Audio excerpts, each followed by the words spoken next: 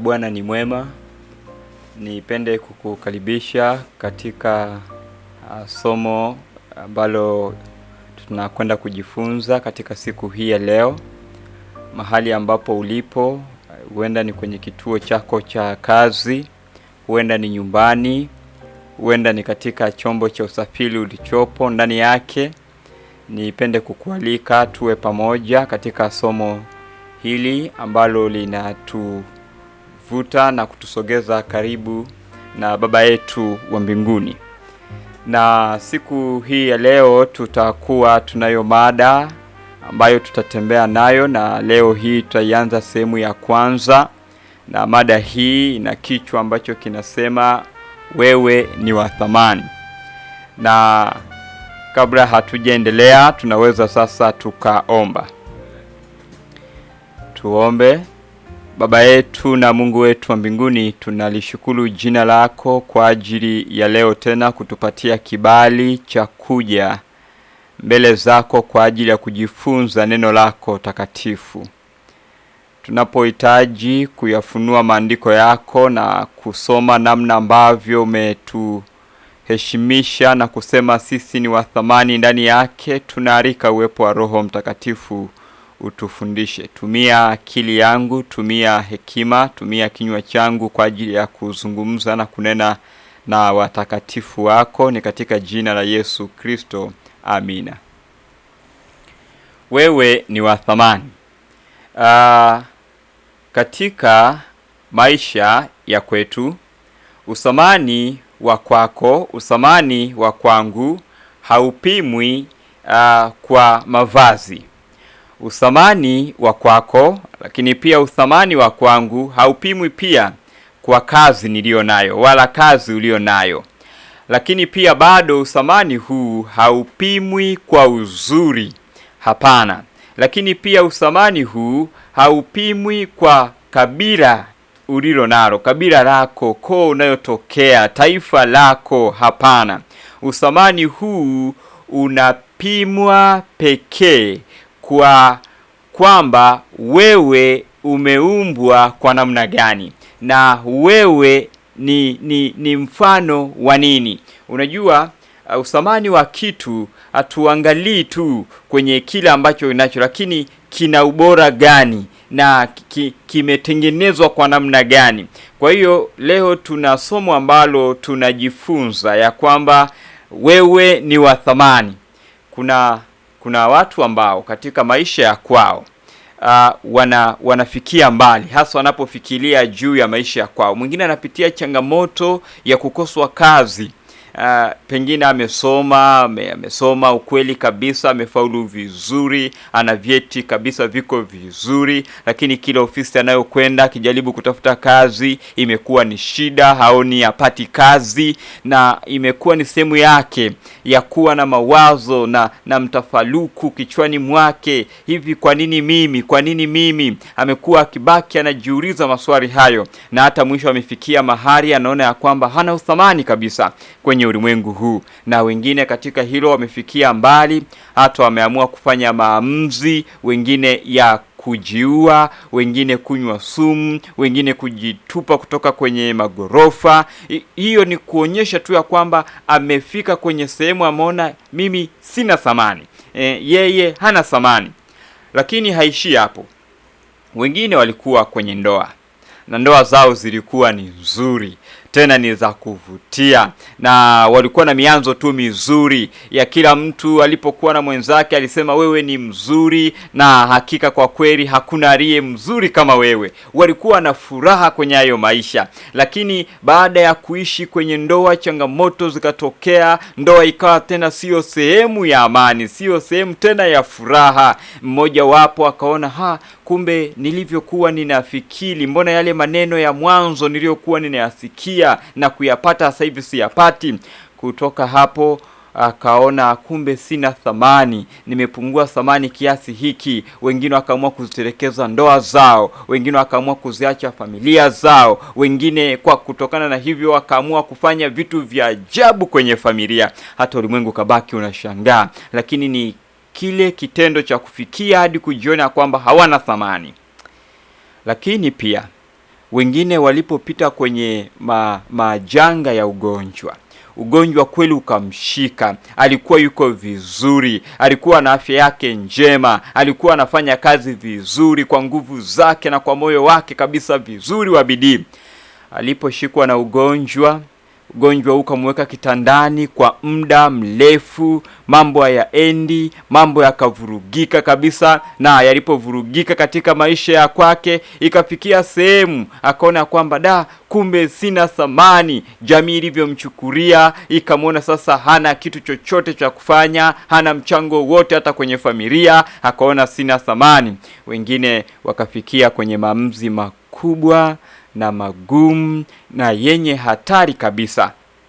Wengine walikuwa ni watoto kwenye familia iliwapenda, lakini kwa sababu ya tabia tu fulani ikaingia kwao, huenda ni katika miaka yao ya makuzi ya ujana, mambo yakavurugika. Alikuwa anapendwa na sasa huenda ni binti akapata mimba na familia sasa ikamtenga. Akaona sasa, kama nimetengwa hadi na familia hii, mbona mimi sina thamani? Wengine wakaamua kufanya maamuzi mabaya kabisa, hata kufikia kujiua. Lakini leo tunahitaji tuone ya kwamba kumbe thamani ya kwetu haipimwi na vitu hivi. Thamani ya kwetu inatokana na namna tulivyotengenezwa.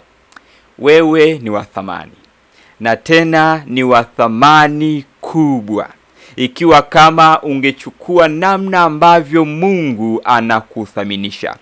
Wewe ni wa thamani, na hicho ndicho ambacho leo hii tunakwenda kukiangalia, na namna ambavyo Mungu amekuwa akituthaminisha, na tuone kwa nini sisi ni wa thamani kwa kiasi hicho. Kwa nini sisi ni bora kabisa, sisi ni sehemu ya juu yenye thamani kubwa zaidi ya viumbe wengine wote walioumbwa au kuwepo katika ulimwengu wa kwetu. Nami sasa nikukaribishe mahali ulipo, ufungue Biblia yako. Huenda ni soft copy uliye nayo, huenda ni hard copy uliyo nayo. Ufungue mahali hapo ulipo katika kile kitabu cha Mwanzo na sura ile ya kwanza. Tutasoma katika fungu lile la 26, lakini pia na fungu lile la 27. Katika Mwanzo sura hiyo ya kwanza fungu la 26, maneno ya Biblia yanasema, Mungu akasema, na tumfanye mtu kwa mfano wetu, kwa sura yetu, wakatawale samaki wa baharini na ndege wa angani na wanyama na nchi yote pia, na kila chenye kutambaa kitambaacho juu ya nchi. Fungu la 27, Mungu akaumba mtu kwa mfano wake. Sikiliza maneno haya. Mungu akaumba mtu kwa mfano wake, kwa mfano wa Mungu alimuumba, mwanamume na mwanamke aliwaumba. Wewe kwa nini ni wa thamani? Ni kwa sababu umeumbwa kwa mfano wa Mungu. Yaani unavyojitazama, wewe ni mfano wa Mungu. Wewe ni wa thamani kubwa mbele za Mungu, maana ni chapa ya Mungu yenyewe. Jinsi Mungu alivyokaa, akakutengeneza kwa ubora, alikufanya tofauti kabisa na viumbe wengine. Viumbe wengine wakati wanaumbwa, wao walifanywa kwa aina tofauti, na tena si kwa mfano wa Mungu. Lakini Mungu alipofika kwenye kumuumba mwanadamu huyu, Mungu akamuumba kwa mfano wake. Tutaangalia kwenye masomo ambayo yanaendelea ya kwamba tunaposema kwa mfano wa Mungu tunazungumza nini. Lakini elewa tu ya kwamba umeumbwa kwa mfano wa Mungu. Wewe ulivyo ni Mungu anajidhihirisha. Tunatazama mfano, sura ya Mungu kwako. Kwa hiyo wewe ni wa thamani kwa sababu umeumbwa tofauti kabisa na viumbe wengine wote walivyoumbwa. Ulipo unaonyesha sura ya Mungu. Biblia inasema kwa mfano wa Mungu umeumbwa. Kwa mfano wa Mungu. Kwa hiyo katika uumbaji huu au uumbwaji huu ambao umeumbwa wewe, nimeumbwa mimi pia katika mfano huu wa Mungu, ilikuwa ni kwa namna gani? Tuangalie pia hapa katika Mwanzo ile 2 fungu lile la 7.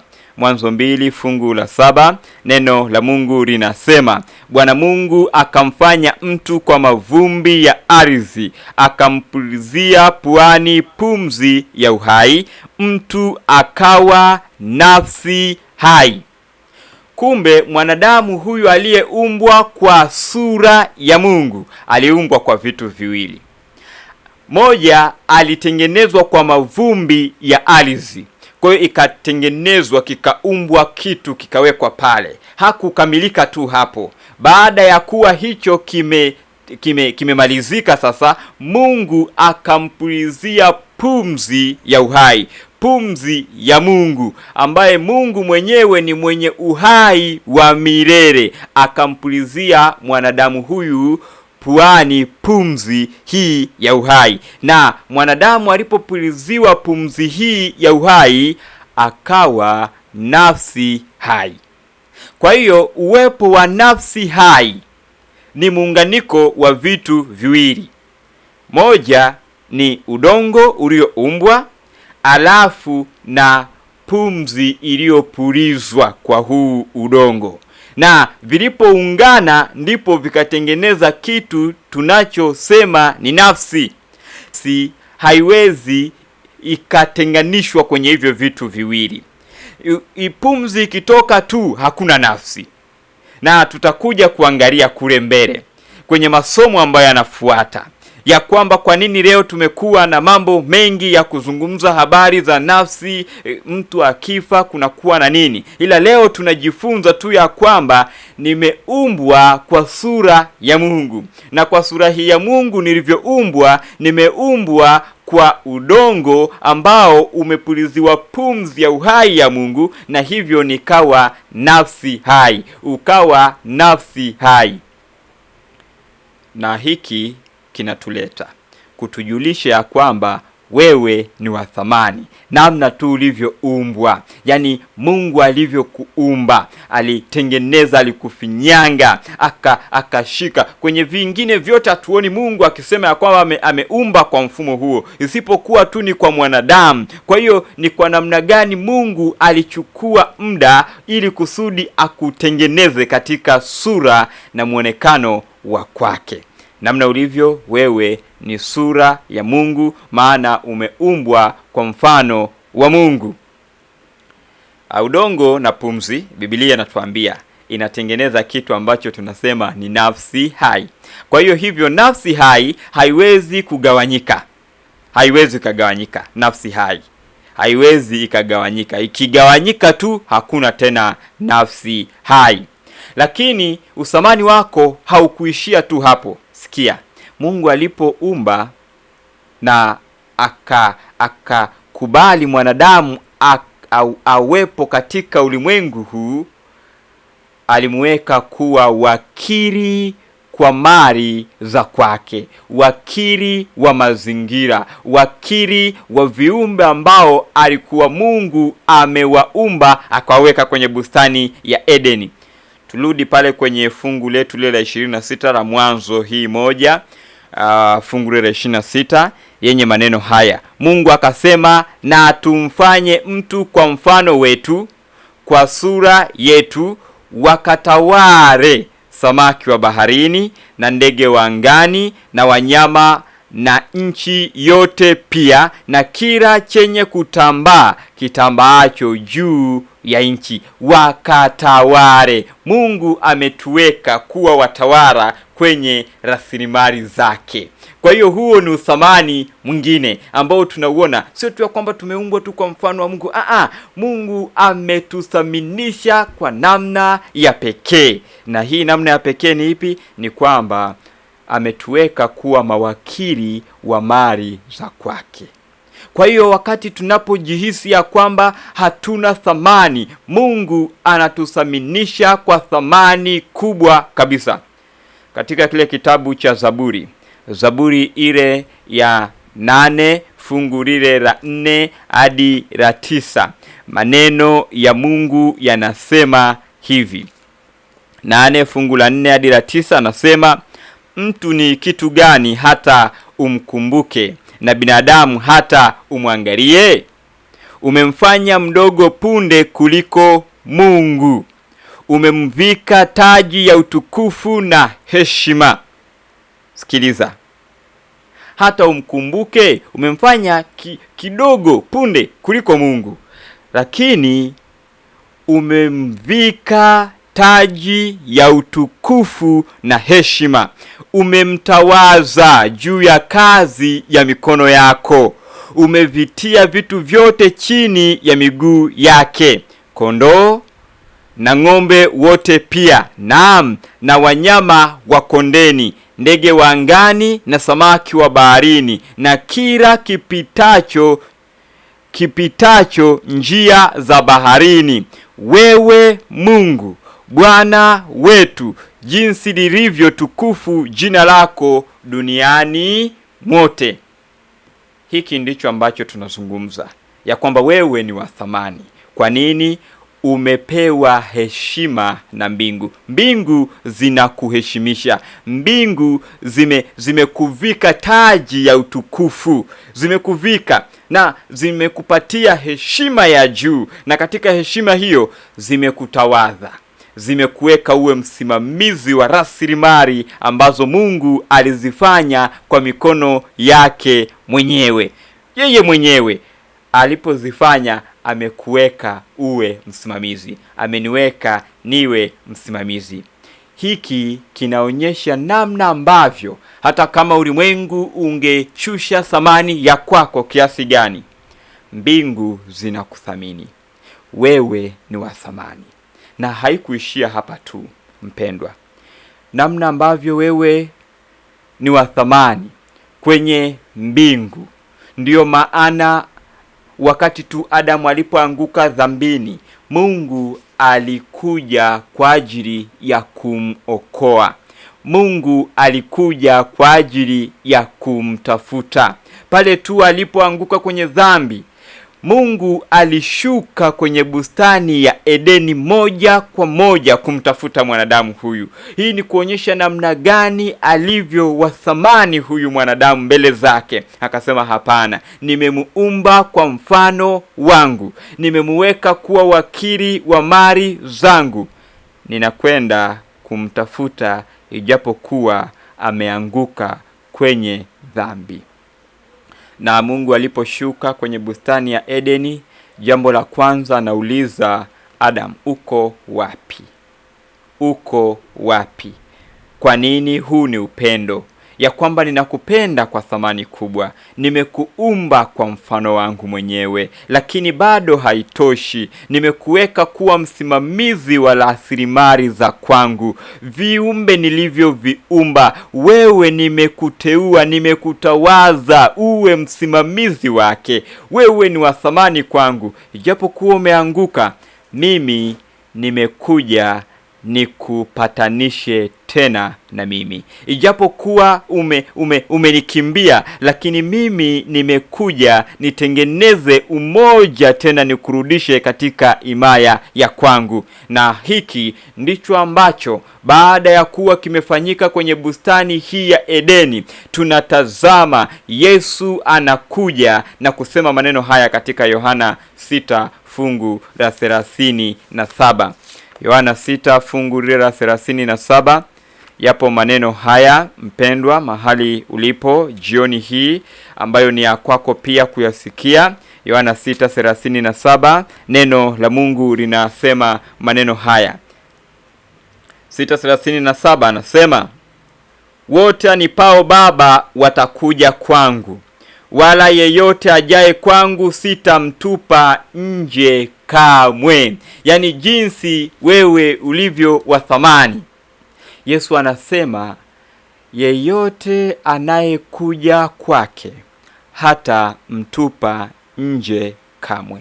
Hebu fikiri, mara ngapi umejikatia tamaa? Hebu fikiri, mara ngapi umejiona wewe sio wa thamani? Hebu fikiri, mara ngapi watu waliokatisha tamaa na wewe ukakubali mawazo yao? Hebu fikiri namna ambavyo Yesu anasema juu ya kwako. Hebu fikiri namna ambavyo Mungu anasema juu ya kwako, ya kwamba wewe ni wa thamani. Amekuumba kwa mfano wake, na bado haitoshi, amekuweka kuwa msimamizi wa rasilimali za kwake alizozitengeneza. Wewe ni wa thamani kiasi gani? Hivi umewahi kukaa tu ukajiuliza hilo? Alafu kwa nini tu mtu akukatishe tamaa na wewe uonekane kukata tamaa, wakati mbingu zinakupenda kwa namna ya pekee kweli kweli, kwa namna ya pekee kiasi hiki? Mbingu zinakupenda sana, na ndio maana kwa kukupenda huku, katika kile kitabu cha Waefeso sura ile ya 6 yapo maneno haya ya pekee. Samani, katika kitabu kile cha Wafilipi 2 fungu lile la 5 yapo maneno haya ya pekee. Anasema, iweni na nia hiyo hiyo ndani yenu, ambayo ilikuwamo ndani ya Kristo Yesu, ambaye yeye mwanzo alikuwa yuna namna ya Mungu, naye hakuona kule kuwa sawa na Mungu kuwa ni kitu cha kushikamana nacho, bali alijifanya kuwa hana utukufu, akatwaa namna ya mtumwa, akawa ana mfano wa mwanadamu. Tena alipoonekana ana umbo kama mwanadamu, alijinyenyekeza akawa mtii hata mauti, naam, mauti ya msalaba. Kwa hiyo tukomee hapo. Kumbe mimi na wewe, namna ambavyo tu wa thamani kubwa mbele za Mungu. Tulipoanguka dhambini, Yesu akakubali kuacha enzi na mamlaka, akasema ninakwenda kwa ajili ya huyu ambaye ameumbwa kwa mfano wetu. Akaacha vyote, akashuka katika ulimwengu huu, na aliposhuka katika ulimwengu huu akakubali kuwa mtumwa, na alipokuwa mtumwa akakubali kunyenyekea kabisa, na alipokubali kunyenyekea akakubali kunifia, akakubali kukufia mauti ya msalaba, mauti ya msalaba. Katika Kumbukumbu la Torati, mtu aliyekuwa akifa msalabani alikuwa amelaaniwa. Yesu akakubali kubeba laana ya kwetu, ile ambayo ilisababishwa na tulipoanguka pale dhambini, ili kusudi mimi na wewe tupate utukufu na heshima ambayo tulitengenezewa mwanzoni tulipoumbwa kwa namna ya Mungu. Nikutie moyo mahali ulipo, ya kwamba wewe ni wa thamani, na ndivyo mbingu zinavyokutazama. Ninakutia moyo ya kwamba hata kama ni kwa ajili yako pekee, mbingu zingekubali kushuka kuja kukufia, kwa sababu umeumbwa kwa mfano wa lile fungu la 5 yapo maneno haya. Fungu la 4 anasema, na la 5, kaeni ndani yangu nami ndani yenu, kama vile tawi lisivyoweza kukaa peke yake kaeni ndani yangu nami ndani yenu, kama vile tawi lisivyoweza kuzaa peke yake lisipokaa ndani ya mzabibu, kadhalika nanyi msipokaa ndani yangu. Anasema mimi ni mzabibu, ninyi ni matawi. Kaeni ndani yangu nami ndani yenu. Akaaye ndani yangu nami ndani yake, huyo huzaa sana, maana pasipo mimi ninyi hamuwezi kufanya neno lolote.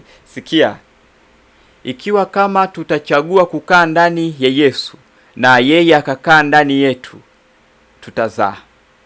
Lakini ikiwa kama hatutachagua, hatutazaa. Hatutazaa nini? Matunda.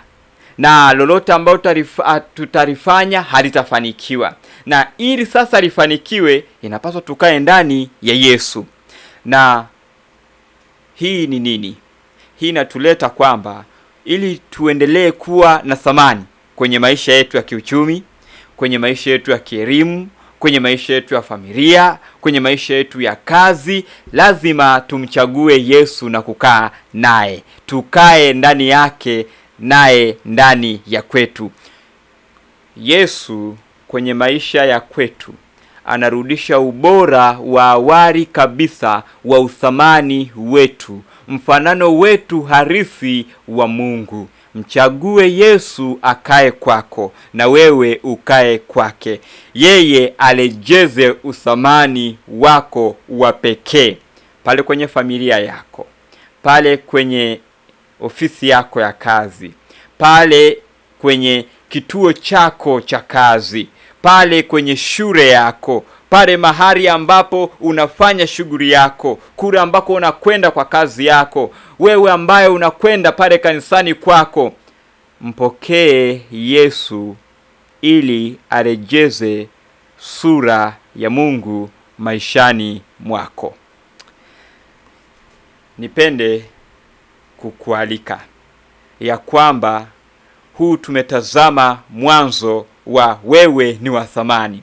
Leo ilikuwa ni sehemu yetu ya kwanza. Tutakuja kuendelea kwenye masomo yanayofuata kuangalia mfululizo wa masomo haya. Ikiwa sisi ni wa thamani kiasi hiki, Mungu anatuwazia nini?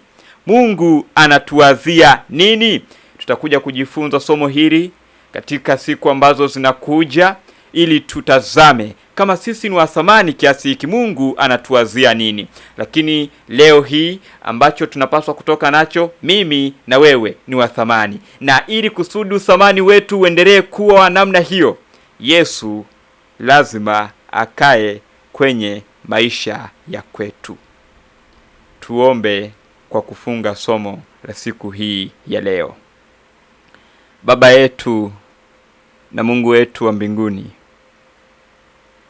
tunashukuru kwa kutufunulia sisi tulivyo wa thamani. Kwanza, tumeumbwa kwa mfano wako, lakini jambo la pili, umetuweka kuwa simamizi wa rasilimali za kwako. Kumbe vyote tulivyo navyo ni mali yako, nasi ni wasimamizi, na huu unaonyesha namna ambavyo sisi ni wa thamani. Wakati fulani tulikatishwa tamaa, wakati fulani hata maisha tu yalitukatisha tamaa, lakini leo umetuelekeza ya kwamba sisi ni wa thamani, hivyo hatupaswi kukata tamaa. Baba yetu, tunafanya uamuzi kwa sababu tumesikia ya kwamba kuwa na Yesu tunarejezewa uthamani huu. Tunafanya maamuzi ya kumpokea Yesu kuwa Bwana na Mwokozi wa maisha ya kwetu. Na tunapofanya uamuzi huu, kuwa pamoja nasi, kuwa pamoja na kijana yule, kuwa pamoja na binti yule, kuwa pamoja na baba yule, kuwa pamoja na mama yule, kuwa pamoja na mtoto yule mahali alipo anapofanya uamuzi huu wa pekee. Tunasema asante kwa sababu ya uthamani na heshima uliotupatia. Ni katika jina la Yesu Kristo. Amina.